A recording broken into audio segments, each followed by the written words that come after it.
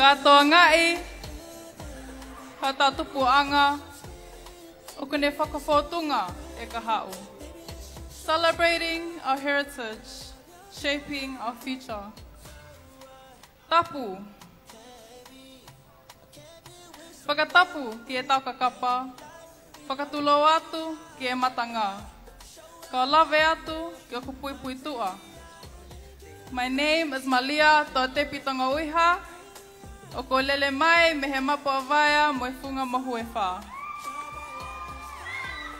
O ko whiawhia ke o whakapapangai, I miss Tika creation ua whewinima. Maloa pito.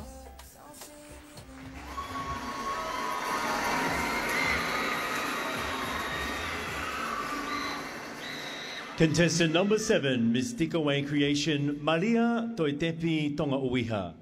Koe PULETAHA creation o Miss Tika creation, Wafi Wanima, ne ngauhi fokia mei he tau koloa tuku whaholo, koe ngatu wheta aki, pe teu aki e whau hina, pe moe whau, ne haka aki e ti, pe moe one patapata.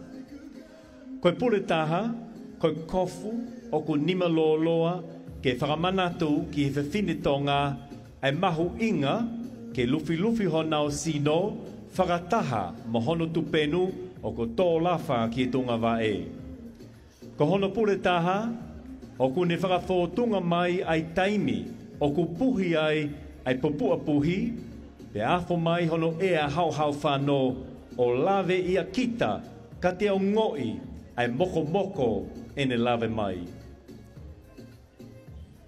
Koe whau, ne whi, pe haka aki e ti, ke ne whakawhotunga mai, e pautu ai popua puhi, pe toki tui nima ki ai, e whanga ki one patapata, ke ne whakawhotunga e afo kuia ai tahi.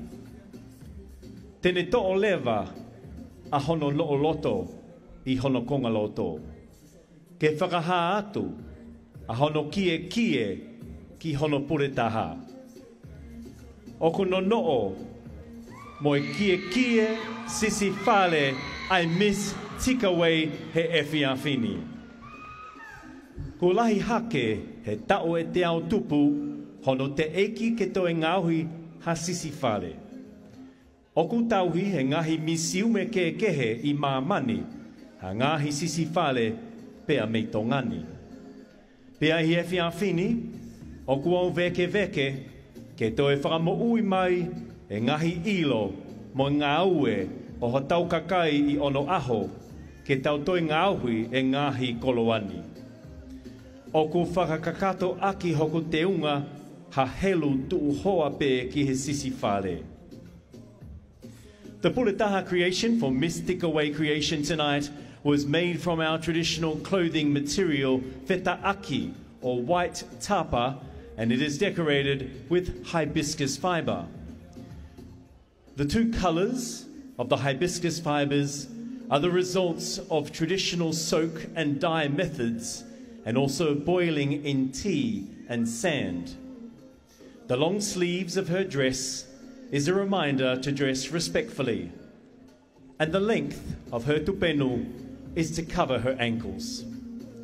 The entire PULETAHA presents an image of the blowholes blowing.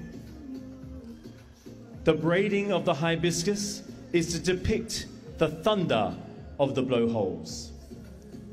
Small sea pennies or money shells were hand sewn on top as imagery of the blowing sea water. Let me remove my cape so I can reveal my waistwear. Tied around my waist is a sisi whale.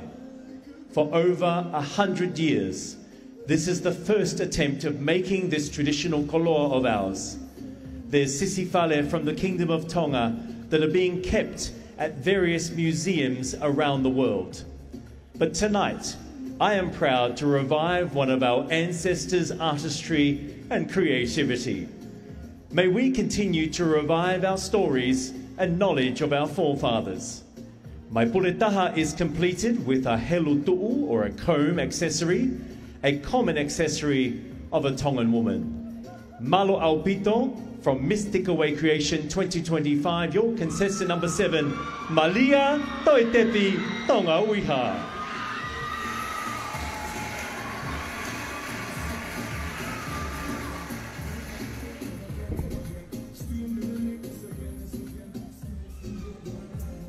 Ladies and gentlemen, to allow our judges another opportunity to see all of our 7 contestants wearing their traditional